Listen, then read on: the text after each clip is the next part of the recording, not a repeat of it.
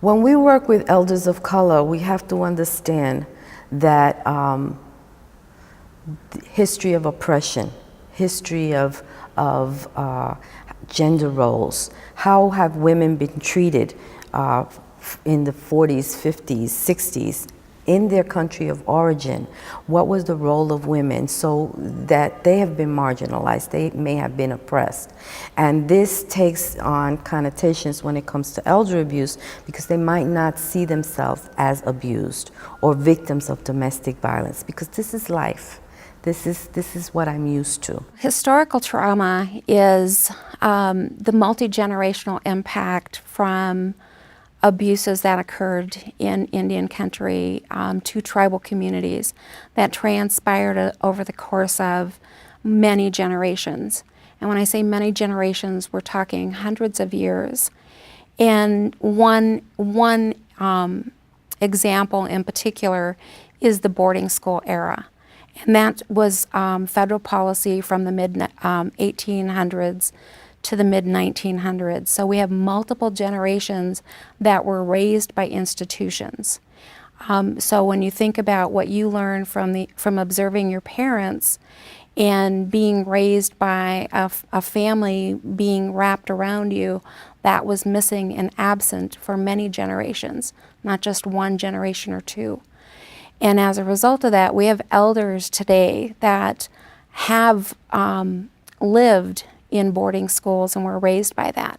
The other thing that was significant about that was about the level of abuses that took place, the high instances of sexual abuse and physical violence that were perpetrated against our Indian children growing up in boarding schools.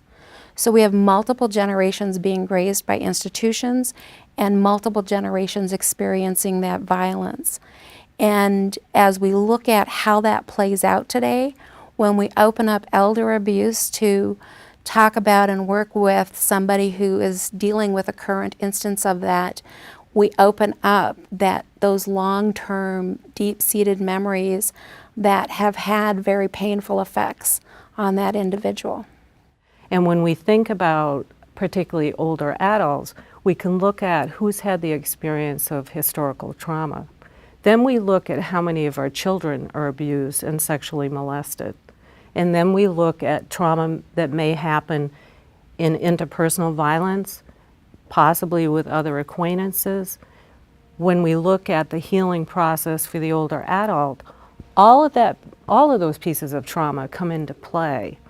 And what I've observed and experienced is that we try to blame, when an older adult, particularly an older adult, tries to talk to us about what happened, he or she or they may not use the words of sexual assault, but they're describing the impact, they're describing what it means to them, and they're describing their lack of safety. And so as advocates, it's up to us to be assisting, because we're along for the journey. This is their journey. This is their life. To figure out how that works for them now and what do they want. And unfortunately for many older adults who had a long lifetime of trauma, they may not know what they want or need. Those are foreign words. When we talk about empowerment, the assumption is somebody ever understood or felt that they had personal power before. And so finding their value, and that's both in recognition, response, and respect.